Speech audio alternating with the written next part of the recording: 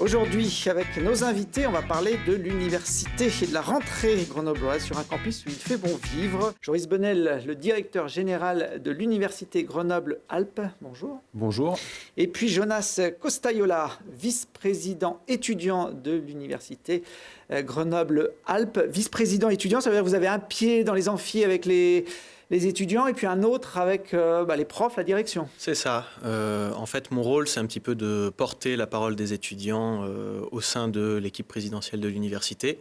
Donc, pour que les politiques qui sont mises en œuvre en direction des étudiants soient aussi des politiques qui soient au moins en partie assumées par eux. Vous avez été élu pour ce poste ? J'ai été élu au conseil académique par tous les étudiants de l'université et élu vice-président au sein de ce conseil académique. Joris, directeur général de l'université Grenoble-Alpes, réunifié depuis quelques mois. C'est l'un des plus gros employeurs du département, finalement, l'université. Oui, tout à fait. En effectif, c'est 5500 personnels, donc c'est à peu près le deuxième ou le troisième selon comment on compte.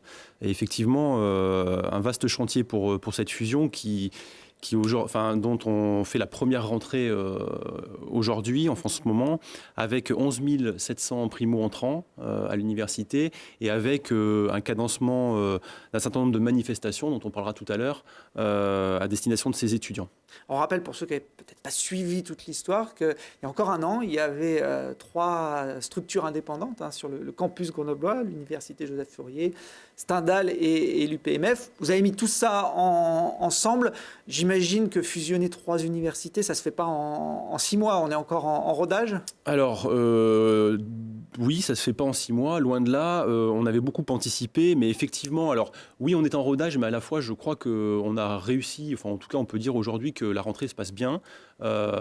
Les services de scolarité, notamment, ont fait un énorme travail pour fusionner les procédures de rentrée, les chaînes d'inscription, puisque on a quand même accueilli 11 700 primo-entrants en l'espace de, on va dire, au mois de juin et au mois de septembre. Donc là, il y a les chaînes d'inscription, il y a tout un tas de procédures à mettre en place et très franchement, ça s'est très bien passé. Et puis il y a une bonne nouvelle qui est tombée il y a quelques jours, selon le magazine L'Étudiant, qui fait référence dans le domaine. Grenoble est la ville française où il fait bon étudier. Elle est sortie en tête du classement. Alors oui, on est très content de cet enchaînement, puisque quand on regarde bien le cadencement, on a fusionné. Ensuite, on a obtenu l'IDEX. Et puis maintenant, on est ville numéro 1 où il fait bon étudier. Ça, on le doit avant tout à une politique territoriale dans son ensemble, puisque là, on parle de déplacement, on parle de logements étudiants qui sont gérés par le Crous. Et bien sûr, on parle de l'UGA.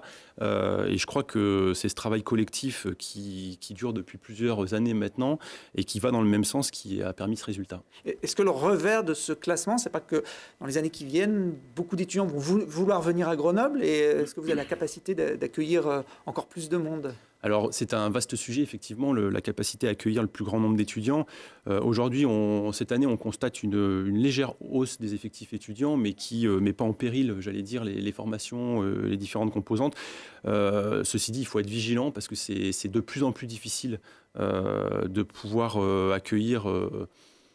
Bon, il y a des filières, par exemple STAPS, médecine, et on droit. est un peu tiré au sort Alors non, on n'est pas tiré au sort à l'Université Grenoble-Alpes, on n'a pas fait ce choix-là, donc on accueille tout le monde aujourd'hui, mais le système a forcément ses limites dans le temps. Oui.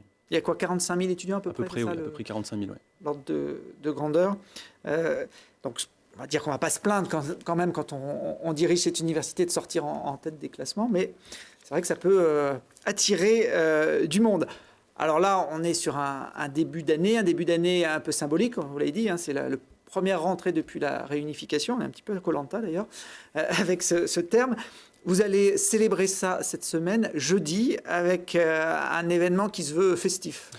Voilà, alors Jonas pourra en parler mieux que moi, mais c'est vrai qu'on a voulu, après une rentrée institutionnelle à l'occasion des vœux 2016, où on avait réuni pas loin de 2500 personnels et personnalités de l'agglomération, offrir aux étudiants une rentrée aussi digne de ce nom pour cette nouvelle rentrée. Donc on a un certain nombre d'innovations qui ont été mises en place sur le campus, et puis peut-être sans parler d'innovation, l'équipe politique a vraiment souhaité dynamiser la pluridisciplinarité, par exemple des enseignements. On a 120 enseignements enseignements transversaux à choix, c'est-à-dire qu'on permet aux étudiants de s'ouvrir alors soit aux langues étrangères, soit au sport, soit sur des notions de diffusion des savoirs au sens large. Donc par exemple, vous avez un cours d'autodéfense intellectuelle, vous pouvez suivre des cours sur l'égalité femmes-hommes, On peut apprendre à apprendre sur aussi, les j'ai vu conduites ça. agressives par exemple, apprendre, effectivement, c'était au programme, le changement climatique, l'impact du changement climatique, etc. etc. Donc on a essayé d'offrir aux étudiants une ouverture la plus large possible sur le monde et son évolution. Et puis on met en place aussi un certain nombre on va dire de dispositifs un peu particuliers qui sont d'ailleurs pour l'un d'entre eux uniques en France. On signe une convention par exemple avec le SDIS de l'Isère sur l'engagement des sapeurs-pompiers volontaires. Donc en fait, un sapeur-pompier volontaire étudiant verra via des bonifications son cursus bonifié parce qu'il a un engagement citoyen avec le SDIS de l'Isère en étant sapeur-pompier volontaire, par exemple. Donc on en aura 20-25 cette année qui seront dans ce dispositif. On a aussi créer une fondation universitaire, une fondation partenariale, qui permet, via des levées de fonds, de distribuer des bourses aux étudiants. Alors, soit aux étudiants qui ont besoin d'un coup de pouce, ça s'appelle d'ailleurs la bourse coup de pouce financier. Et ça aussi, c'est des dynamiques qui ont été, entre autres, permis par la fusion des universités, donc la taille de l'université, son rayonnement, et qui permettent à certains investisseurs de nous aider aussi à développer le monde étudiant. Alors jeudi, c'est parti avec un Y, pour faire allusion au côté festif. Jonas, qu'est-ce qui va se passer au cours de cette journée ? Alors, c'est une journée qui s'axe d'abord sur un événement qui est sportif, qui s'appelle Rallye ton campus, qui se déroule donc de 13h à 18h.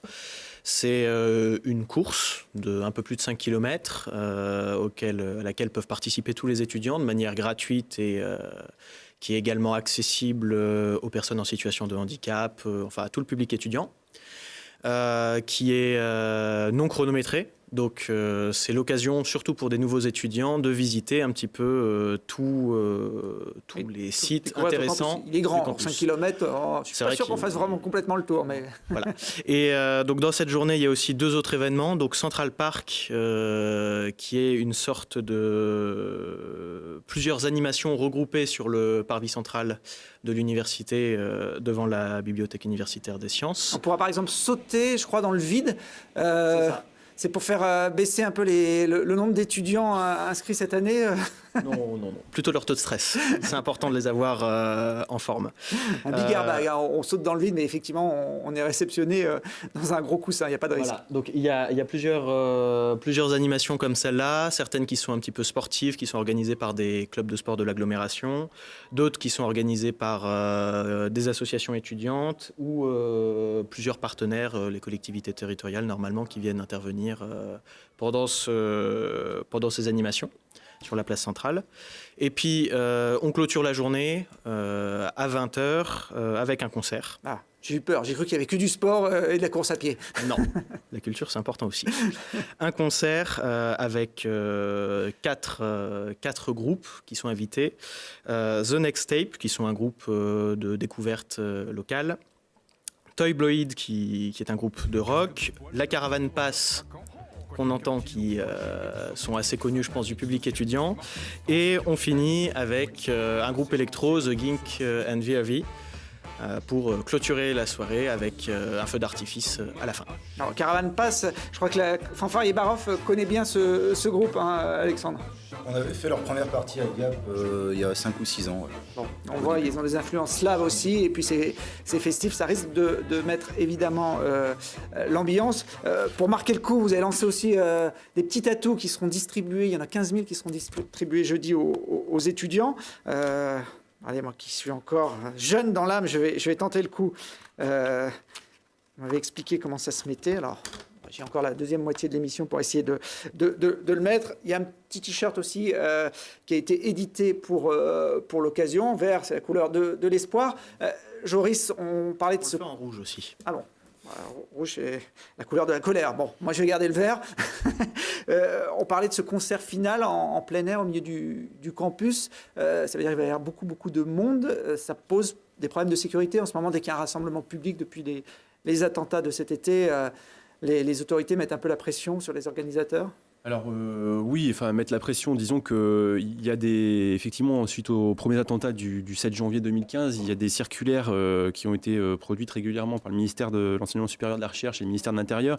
Et c'est vrai qu'on nous demande de renforcer la sécurité sur les campus. Alors à l'UGA, on a fait le choix avec la présidente Lise Dumazy de ne pas systématiser la surveillance des sites. Et effectivement, on a mis en place sur certaines manifestations donc, des gros amphis, hein, l'amphi-veille plein à craquer. Par exemple, on va fouiller, effectivement, faire un contrôle visuel des sacs. On a aussi renforcé le contrôle visuel par des agents de sécurité sur le site. Et comme la journée du 15, par exemple, effectivement, on a un dispositif particulier de sécurité. Bon, c'est vrai qu'après, on est en état d'urgence, donc on est obligé d'en passer par là. À la fois, on est sur un campus ouvert et on essaye d'agir aussi avec justesse et parcimonie sur cette notion de sécurité. On essaye aussi d'agir en prévention, puisqu'on va mettre en place des formations auprès des étudiants et des personnels aux premiers gestes de soins et d'urgence. Ça, c'est, j'allais dire, un engagement un peu citoyen de chacun d'entre nous, hein, et ça sera bien sûr sur le volontariat. On va mettre aussi en place des formations sur la prévention des radicalisations pour les enseignants, comme l'a demandé Madame la Ministre. Donc, on rentre dans un cycle où on est plus vigilant qu'à l'habitude, ça c'est certain. Se faire fouiller le cartable avant d'aller en cours. C'est malheureux, oui. Bon. Ouais. Sauf si on s'aperçoit qu'on a oublié le bouquin ou des documents, et ça peut permettre d'aller rattraper le coup au dernier moment. Bon, pendant que vous parliez de ces sujets sérieux, moi, je me suis testé sur le tatou. Ah bah ouais, ça a fonctionné. Me voilà aux couleurs de l'UGA. Je ne sais pas si ça se voit. Hein, vous voyez, j'ai pas les biceps d'un haltérophile, donc malheureusement la surface est assez réduite. Voilà, il y en a une quinzaine comme ça qui seront disponibles jeudi. Je vais en passer autour de la table si tout le monde va s'y mettre au tatou. Merci en tout cas à tous les deux.